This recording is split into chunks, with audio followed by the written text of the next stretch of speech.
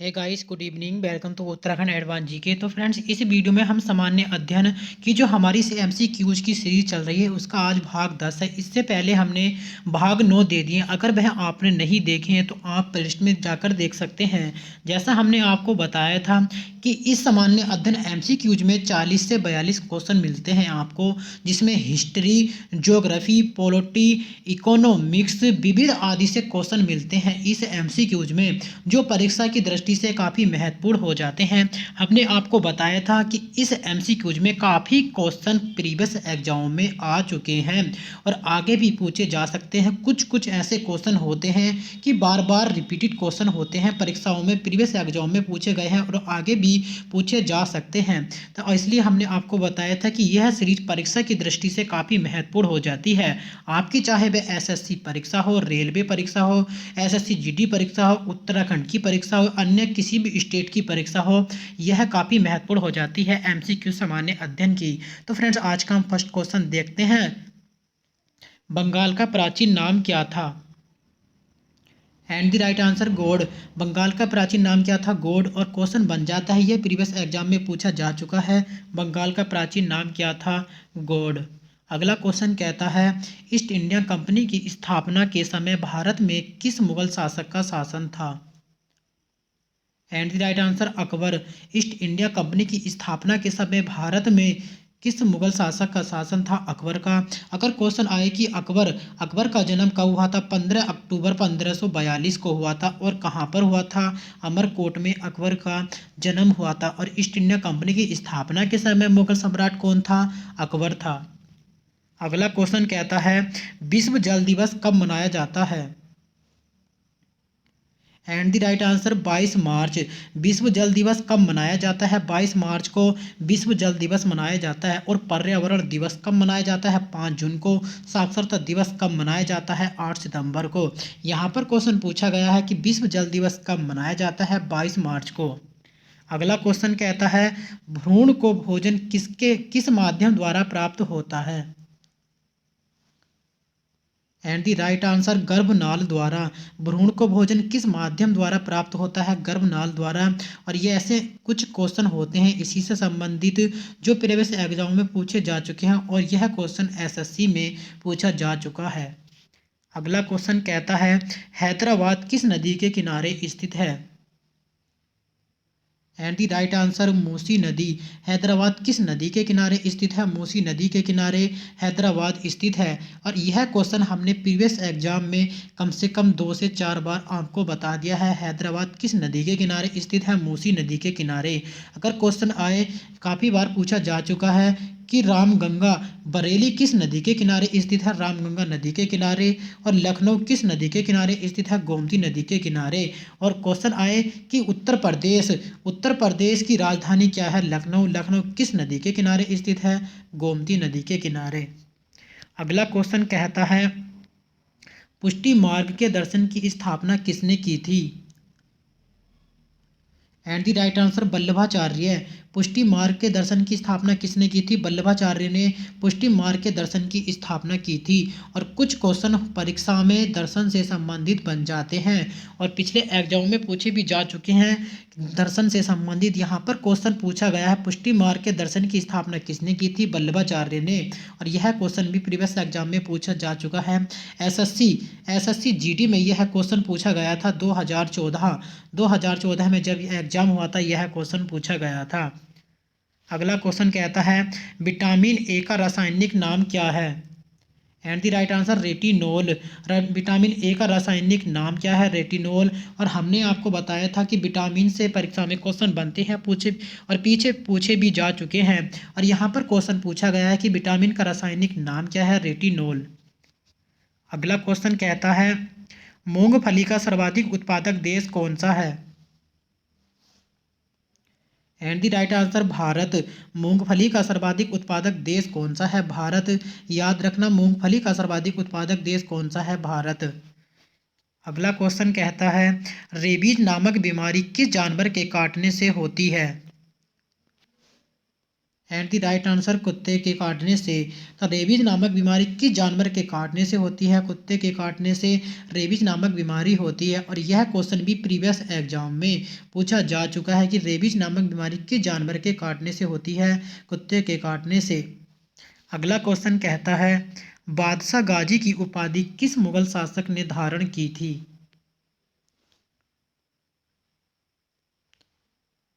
And the right answer Aurangzeb. बादशाह गाजी की उपाधि किस मुगल शासक ने धारण की थी? हम आंसर है औरंगजेब। और क्वेश्चन प्रीवियस एग्जाम में पूछा गया था, शायद एक बार उत्तराखंड की परीक्षा में पूछा गया था प्रीवियस एग्जाम में, औरंगजेब की मृत्यु कब हुई थी? तो औरंगजेब की मृत्यु कब हुई थी? 1707 में। और बादशाह गाजी की उपाधि किस मुगल शासक ने धारण की थी? तब भी हमारा आंसर आता है औरंगजेब। अगला क्वेश्चन कहता है भारत का राष्ट्रीय कैलेंडर किस पर आधारित है? एंड द राइट आंसर शक संवत पर। भारत का राष्ट्रीय कैलेंडर किस पर आधारित है? याद रखना फ्रेंड्स, शक संवत पर। और क्वेश्चन आ जाता है संवत से और विक्रम संवत से क्वेश्चन प्रीवियस एग्जाम में पूछे गए हैं और गुप्त संवत से भी। और भारत का राष्ट्रीय कैलेंडर किस पर आधारित है? शक संवत पर। अगला क्वेश्चन कहता है रक्त वाहिनियों में रक्त को न जमने देने वाला पदार्थ कौन सा है? And the right answer heparin. रक्त वाहिनियों में रक्त को न जमने देने वाला पदार्थ कौन सा है? याद रखना फ्रेंड्स, हेपेरिन। और यह क्वेश्चन भी प्रीवियस एग्जाम में पूछा गया है। रक्त वाहिनियों में रक्त को न जमने देने वाला पदार्थ कौन सा है? हेपेरिन। अगला क्वेश्चन कहता है सोमपेंस कहाँ के आदिवासी हैं? And the right answer Nicobar द्वीप समूह। सोमपेंस कहाँ के आदिवासी हैं? निकोबार द्वीप समूह के। यह क्वेश्चन 2016 में प्रीवियस एग्जाम में पूछा गया था, जब पटवारी लेखपाल की परीक्षा हुई थी, उसमें यह क्वेश्चन पूछा गया था। अगला क्वेश्चन कहता है यूरोप के खेल का मैदान किसे कहा जाता है? And the right answer Switzerland. Europe के खेल का मैदान किसे कहा जाता है? स्विट्जरलैंड को कहा जाता है। और क्वेश्चन आए फ्रांस से प्रीवियस एग्जाम में क्वेश्चन पूछा गया है कि फ्रांस की राजधानी क्या है? फ्रांस की राजधानी याद रखना, फ्रांस की राजधानी पेरिस। और किस नदी के किनारे स्थित है? फ्रांस की राजधानी सीन नदी के किनारे स्थित है। और यूरोप का खेल का मैदान किसे कहा जाता है? स्विट्जरलैंड को। अगला क्वेश्चन कहता है मानव शरीर की सबसे बड़ी ग्रंथि कौन सी है? एंड द राइट आंसर यकृत। मानव शरीर की सबसे बड़ी ग्रंथि कौन सी है? यकृत ग्रंथि। याद रखना फ्रेंड्स, मानव शरीर की सबसे बड़ी ग्रंथि कौन सी है? यकृत ग्रंथि। यह क्वेश्चन भी प्रीवियस एग्जाम में पूछा जा चुका है। नेक्स्ट क्वेश्चन सद्भावना दिवस कब मनाया जाता है? एंड द राइट आंसर 20 अगस्त। सद्भावना दिवस कब मनाया जाता है? 20 अगस्त को सद्भावना दिवस मनाया जाता है। याद रखना कि सद्भावना दिवस कब मनाया जाता है? 20 अगस्त।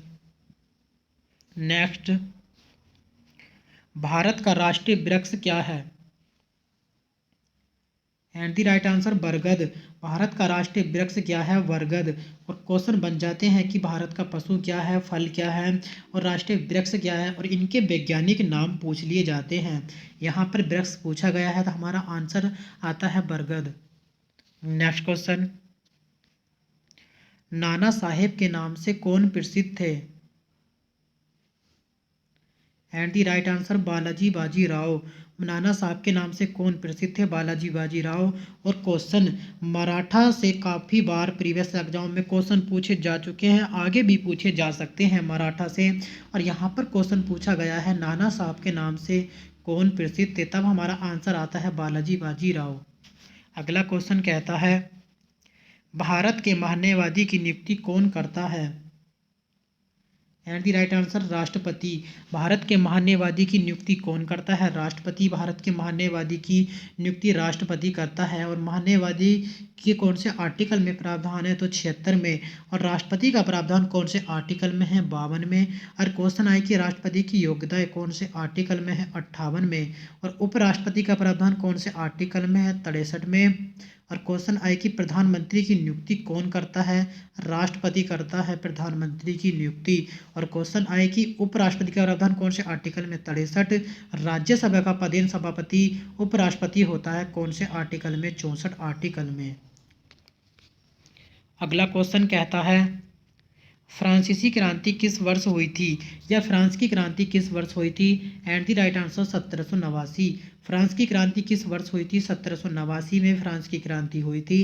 और हमने जैसा आपको बताया था कि फ्रांस की क्रांति, एक आता है रूस की क्रांति, यहाँ से क्वेश्चन बन जाते हैं परीक्षा में। और प्रथम विश्व युद्ध द्वितीय विश्व युद्ध से भी क्वेश्चन बनते हैं। और जैसा हमने अभी पीछे बताया था एमसीक्यू सामान्य अध्ययन की कि प्रथम विश्व युद्ध की शुरुआत कब हुई थी? 1914 में। और समाप्त कब हुआ था? 1918 में। और यह कितने वर्षों तक? 4 वर्षों तक। और इसमें कितने देशों ने भाग लिया था? 37 देशों ने भाग लिया था। और कितने वर्षों तक यह युद्ध हुआ था? 4। अगला क्वेश्चन कहता है नदियों, तालाबों आदि में पाए जाने वाले जलीय हरे पौधे को क्या कहा जाता है? एंड द राइट आंसर शैवाल। नदियों, तालाबों आदि में पाए जाने वाले जलीय हरे पौधे को क्या कहा जाता है? शैवाल कहा जाता है। याद रखना फ्रेंड्स, किस नाम से जाना जाता है? शैवाल के नाम से। और ऐसे क्वेश्चन प्रीवियस एग्जाम में पूछे जा चुके हैं, आगे भी पूछे जा सकते हैं, तो आपको ऐसे क्वेश्चन कभी भी गलत नहीं करने हैं। अगला क्वेश्चन कहता है भारत का नेपोलियन किसे कहा जाता है? And the right answer Samudragupta. Bharat का नेपोलियन किसे कहा जाता है? समुद्रगुप्त को कहा जाता है।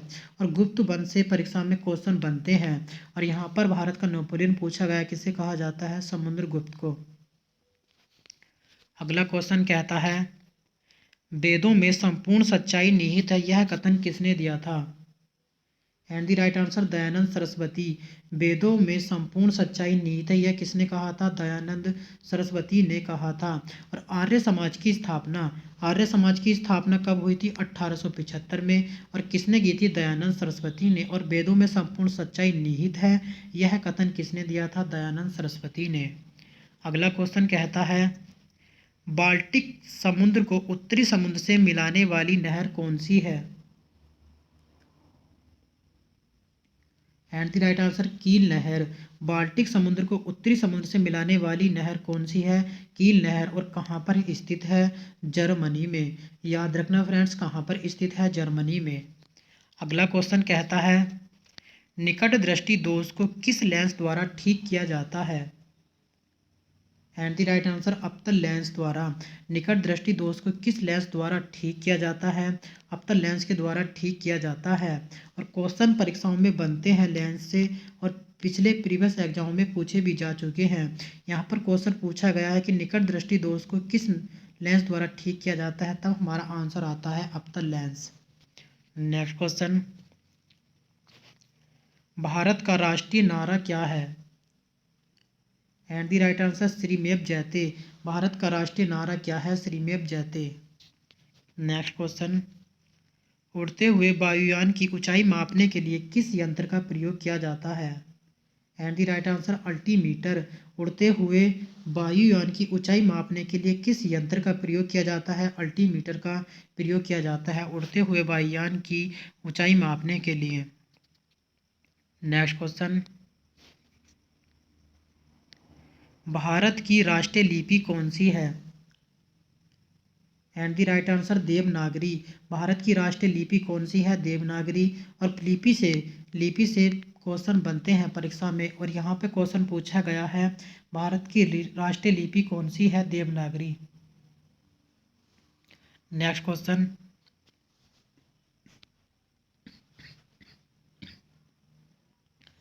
चंद्रगुप्त मौर्य ने अपना अंतिम समय कहाँ बिताया? And the right answer Shravanabelagola. Chandragupta Maurya ने अपना अंतिम समय कहाँ पर बिताया था? श्रवणबेलगोला में। नेक्स्ट क्वेश्चन कोयला किस चट्टान में पाया जाता है? एंड द राइट आंसर अवसादी चट्टान। कोयला किस चट्टान में पाया जाता है? अवसादी चट्टान में पाया जाता है कोयला। और चट्टानें आता है, चट्टानें कितनी तरह की होती हैं? 3 तरह की। और यहाँ पर क्वेश्चन पूछा गया है कि कोयला किस चट्टान में पाया जाता है? हमारा आंसर होगा अवसादी चट्टान। नेक्स्ट क्वेश्चन, कनिष्क को किस नाम से जाना जाता था? एंड द राइट आंसर इनमें से कोई नहीं। कनिष्क को किस नाम से जाना जाता था? तो याद रखना फ्रेंड्स, किशन शाह के नाम से कनिष्क को जाना जाता था। नेक्स्ट क्वेश्चन, रेडियोधर्मी तत्व थोरियम का विशाल भंडार किस देश में पाया जाता है? And the right answer Bharat. रेडियोधर्मी तत्व थोरियम का विशाल भंडार किस देश में पाया जाता है? भारत में पाया जाता है। याद रखना फ्रेंड्स, कहाँ पर? भारत में। नेक्स्ट क्वेश्चन, आपेक्षित आर्द्रता को मापने के लिए किस यंत्र का प्रयोग किया जाता है? And the right answer hygrometer. आपेक्षित आर्द्रता को मापने के लिए किस यंत्र का प्रयोग किया जाता है? हाइग्रोमीटर। और काफ़ी बार क्या होते हैं कि आर्द्रता और यंत्र जो पैमाने होते हैं वहाँ के क्वेश्चन बन जाते हैं और पीछे पूछे भी जा चुके हैं प्रीवियस एग्जाम में। नेक्स्ट क्वेश्चन, 13वीं शताब्दी में सेना का सर्वोच्च अधिकारी कौन था? And the right answer Khan. 13वीं शताब्दी में सेना का सर्वोच्च अधिकारी कौन था? खान था।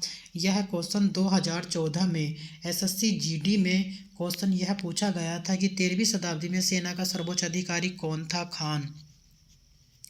अगला क्वेश्चन कहता है, लाल रक्त कण का निर्माण किसमें होता है? एंड द राइट आंसर अस्थि मज्जा। तो लाल रक्त कण का निर्माण किसमें होता है? अस्थि मज्जा में लाल रक्त कण का निर्माण होता है। और लाल रक्त का जीवन काल आए तब आंसर होगा 20 से 120 दिन। और क्वेश्चन बनते हैं यहाँ से एग्जाम में और पिछले एग्जाम में पूछे भी जा चुके हैं। अगला क्वेश्चन कहता है, भारत का राष्ट्रीय सूचना पत्र क्या कहलाता है? एंड द राइट आंसर श्वेत पत्र। भारत का राष्ट्रीय सूचना पत्र क्या कहलाता है? श्वेत पत्र भारत का राष्ट्रीय सूचना पत्र कहलाता है। और यह क्वेश्चन काफ़ी महत्वपूर्ण है, परीक्षा की दृष्टि से काफ़ी महत्वपूर्ण हो जाता है कि भारत का राष्ट्रीय सूचना पत्र क्या कहलाता है। हमारा आंसर आता है श्वेत पत्र। अगला क्वेश्चन कहता है, आकाश का रंग नीला क्यों दिखाई पड़ता है? एंड द राइट आंसर प्रकाश के प्रकीर्णन के कारण। आकाश का रंग नीला क्यों दिखाई पड़ता है? प्रकाश के प्रकीर्णन के कारण। और उत्तराखंड लोक सेवा आयोग के अंतर्गत लोअर पीसीएस के एग्जाम में यह क्वेश्चन पूछा गया था, आकाश का रंग नीला क्यों दिखाई पड़ता है? प्रकाश के प्रकीर्णन के कारण। अगला क्वेश्चन कहता है, भारत का राष्ट्रीय पशु क्या है?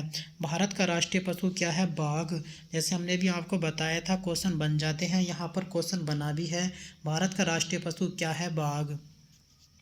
नेक्स्ट क्वेश्चन, गोपद ब्राह्मण किस वेद से संलग्न है? And the right answer Atharvaveda. Gopad ब्राह्मण किस वेद का से संलग्न है? तब हमारा आंसर आता है अथर्ववेद। अगर क्वेश्चन आए कि जादू टोने का विवरण हमें किस वेद में मिलता है? हमारा आंसर आता है अथर्ववेद।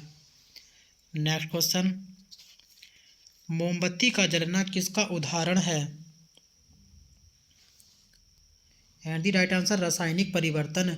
मोमबत्ती का जलना किसका उदाहरण है? रासायनिक परिवर्तन का मोमबत्ती का जलने का उदाहरण है। और जैसे हमने बताया था आपको कि इस सीरीज में आपको 40 से 42 क्वेश्चन मिलते हैं। तो फ्रेंड्स, इस वीडियो में इतना ही। अगर वीडियो अच्छी लगी तो वीडियो को लाइक और कमेंट, चैनल को सब्सक्राइब करना ना भूलें। मिलते हैं हम नेक्स्ट वीडियो में। इस वीडियो में इतना ही। धन्यवाद।